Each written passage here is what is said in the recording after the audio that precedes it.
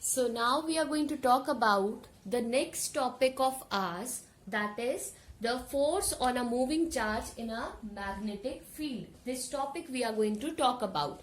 Understand this topic. If you have seen when the static charge is there, okay, and that static charge is going to keep in any of the field, that time you will see that it will not experience any magnetic force. Okay, it will not experience the force if we are going to keep any static charge in a magnetic field.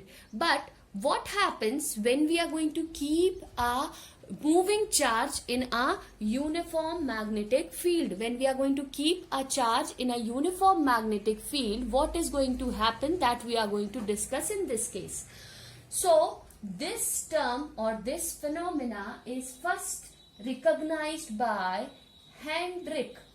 The name of this Dutch physicist is Hendrik Antoon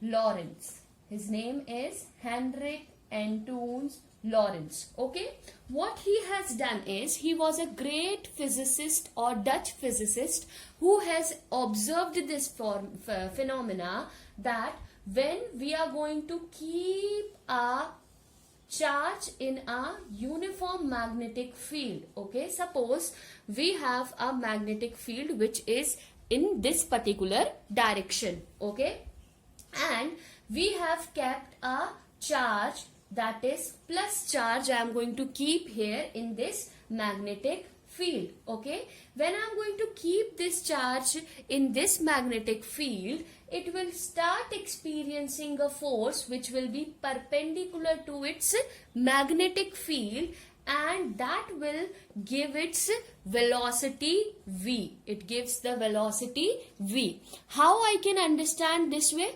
Understand this way. This is your Fleming's left hand rule. Here this will indicate the force, thumb will indicate the force, the middle finger will indicate the current, and this will indicate, the forefinger will indicate the direction of the magnetic field.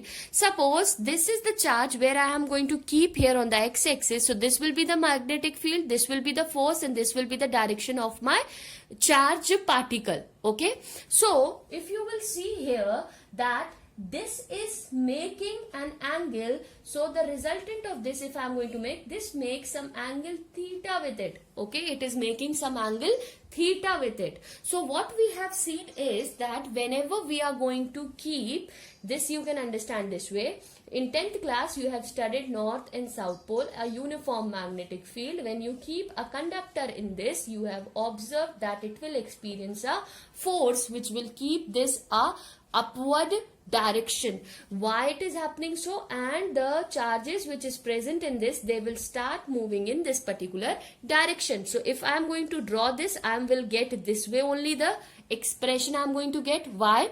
Because when the conductor is placed in a uniform magnetic field where the charge is in motion, what will happen? It will experience a force. It will experience a force which will always perpendicular to a magnetic field. This phenomena is observed by the Antoon Lorentz. What it says, that when a charge is placed in a uniform magnetic field, it will experience a force. Okay, so what was his observation in this case? He has observed that the first thing, that the force is directly proportional to the charge. Whatever charge we have, that force is directly proportional to its charge.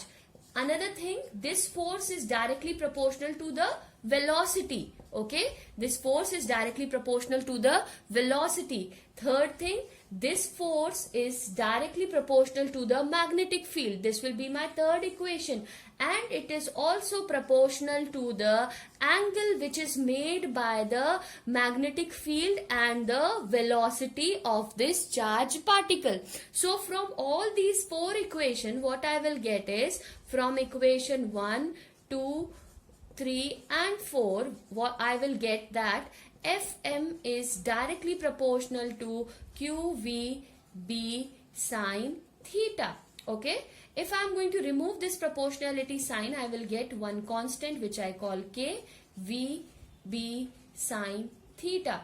this is nothing but this value of k is, we have assumed the value of this k is always 1. So we will have that Fm is equals to QVB sine theta.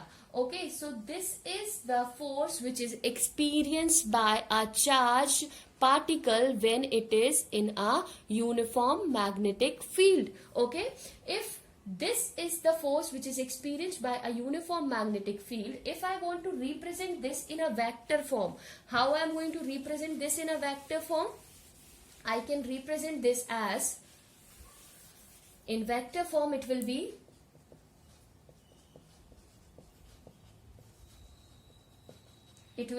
F is equals to Q V cross of B, because here sine theta itself shows that it is a vector product. Okay, so this is the case which we have observed for a uniform magnetic field. So one thing is clear, that whenever we are going to keep a moving charge in a uniform magnetic field, it will experience a force. This force is called the Lorentz force. Okay, because why it is called the Lorentz force? Because it is given by the Antoine Lorentz. But this force is not exactly the Lorentz force. We are going to talk about Lorentz force bit later.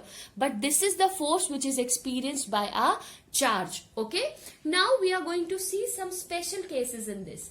Okay. What is its special case? First case says that suppose if the theta is 0 degree. What does it mean? This theta they are talking about. Okay, as this is my magnetic field, this is my velocity component, and this is my force, and this is the theta. If this theta is 0 degree, in that condition the force experienced by this will be 0. Why it will be 0? Because in this condition your velocity will be parallel to your magnetic field, means it is not making some angle theta with it, but theta is 0, it means it will be parallel to the magnetic field.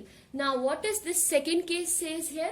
The second case, in this you are going to talk about that suppose if we will consider that theta is 180 degree, okay, or 0 degree. Again the same case I am discussing. So here in this case what you will get? You will get that the force will be 0, because this is the case of parallel and anti-parallel. Now one more case is that if suppose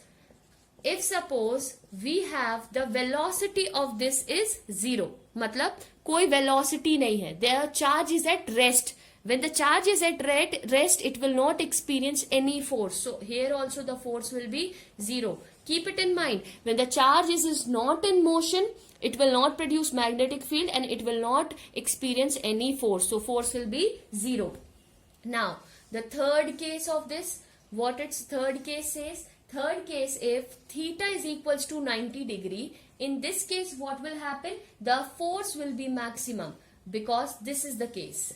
If the theta is 90 degree, in this case what we are going to get? We are going to get here as QVB sine theta 90 it means. So what I am going to get? QVB. So this case the force will be maximum. When theta is 90 degree, the force will be maximum. In this case, the force will be maximum. So this is clear to you? Okay. Now we are going to talk about what are the rules which we can use for calculating the force. So force you understood. I think that why this is experiencing the force, this is clear to you. Now we are talking about that what is the use, or we can say that what are the rules through which we can calculate. So we can calculate it by using a Fleming's left hand rule, and we can use it with a right hand palm rule. Now what is this right hand palm rule? Fleming's left hand rule is clear to you. Thumb indicate the force, this indicate the the forefinger indicate the magnetic field. This will indicate the direction of the current. That means simply the velocity we are talking about here. Now the palm rule. What is this palm? These fingers, the fingers we have to keep in the direction of the magnetic field. This thumb will gives the direction of the current, and this area of the palm will gives the direction of my force. How I can give this? So understand this way. Here I have applied this rule. So just see to it so you will understand this. You can use any of the rule. Okay. This is my magnetic field. this is my velocity and this is my force. Okay, so Fleming's left hand rule. So this is the force, this is the velocity, this is the magnetic field, this is the force, and this is the velocity. Now palm rule will be applicable this way. What does it mean? It shows that this is the palm. Okay, so this is the palm which shows, and this is the force which is showing in the upward direction. This thumb will indicate in the velocity. Okay, so these two rules we are going to talk about in this case. Now we are going to talk about further, that is the definition of the magnetic field. So if somebody is going to ask you the definition of the magnetic field, we know that F is equals to, we have QB sine theta. So I can calculate, or I can write magnetic field here as, magnetic field will be, from here I can write B is equals to F upon QV sine theta. Okay, so here if Q is equals to 1, V is equals to 1 meter per second, and theta is equals to 90 degree, then in this case magnetic field is equals to the magnetic force. Okay, now the SI unit of magnetic field. SI unit of magnetic field. What is the unit of this? So we will have B is equals to F upon QV sine theta. Okay, so sine theta I am not considering. Force unit, you know, that is already, we have already understood the unit of force is Newton. What is the unit of this is? That is Coulomb. Okay, what is the unit of this is? Meter per second. Okay, and sine 90, so it will be 0. So what I am going to get here? I will get here as Newton per Coulomb meter per second. This I have, if you have seen this, Coulomb per second is nothing.